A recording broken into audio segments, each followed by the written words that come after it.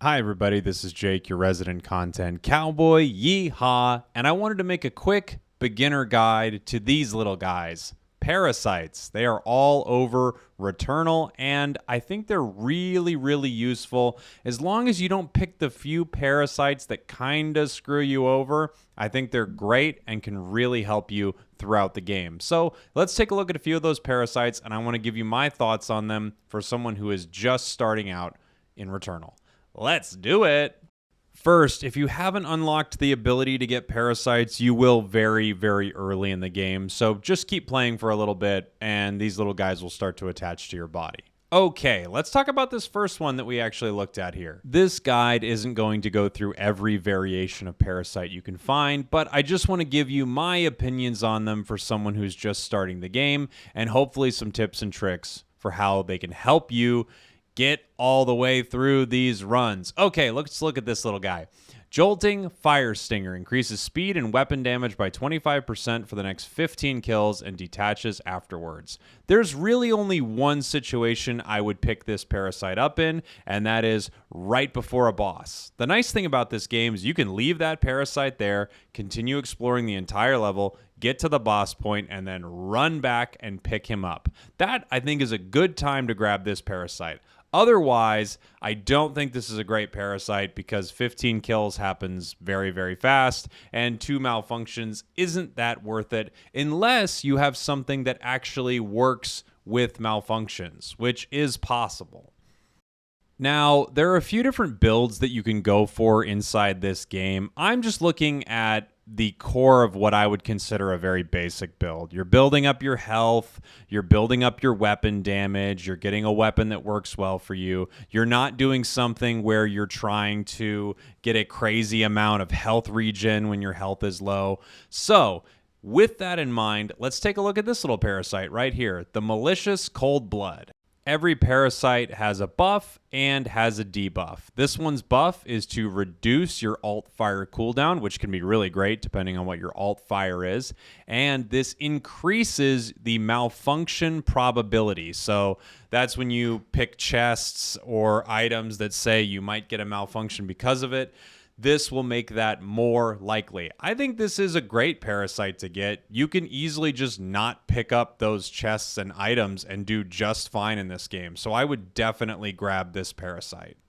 All right, and let's go ahead and take a look at this little guy, the Slimey Gold Stalker. It doubles Obolite collection radius, which is great.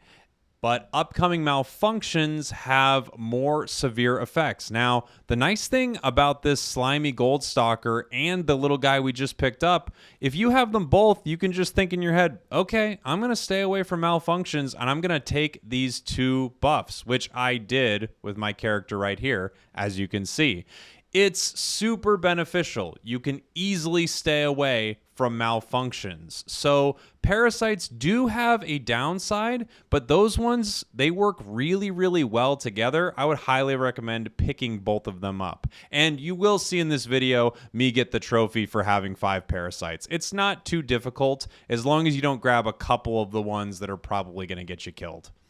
Hey, look at this cutie. The corrosive goldtail. Dropped Obolites last 1.5 seconds longer, but it reduces your protection by 10%. I really don't love this one because it reduces your protection, but my big thought in this game is that you are going to be taking damage. Protection is great. However, you need Obolites. You need currency. Currency is going to buy you more protection, more weapon damage, and more health. So it's not the best parasite to pick up, but I would pick it up. All right, let's take a look at this next little feller over here. Now, this next little guy, I don't like this next little guy. The Constricting Rot Stench. It finds salvage from hostile...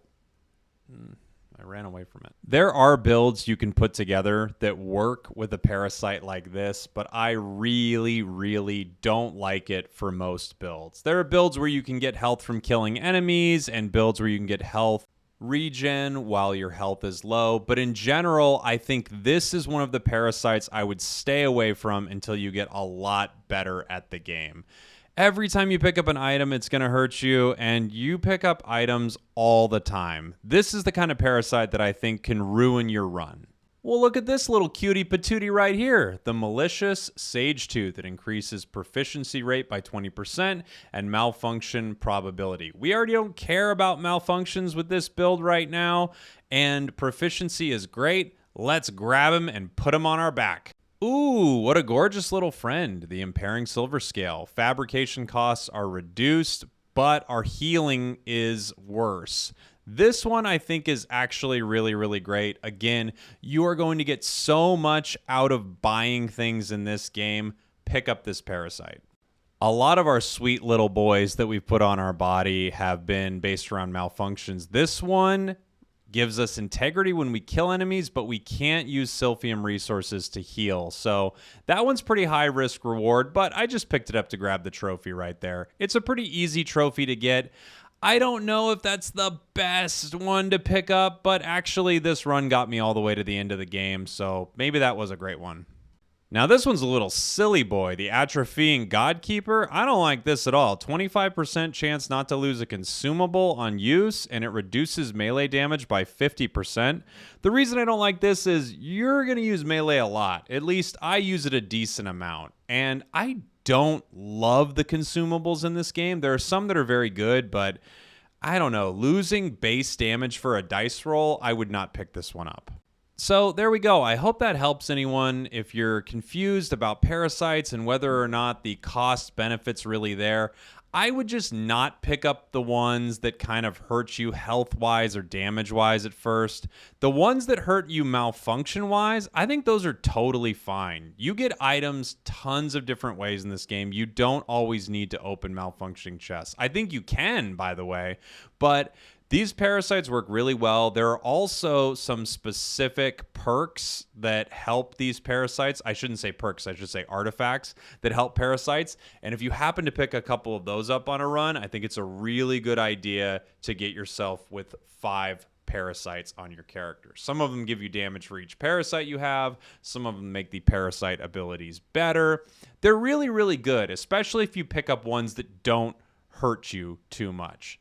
Hope that helped. Let me know if you have any questions in the comments. Thanks for watching. Thanks for listening. And get out there. Figure out what's going on with that piano and that astronaut, all right? I'll see y'all next time. Mwah!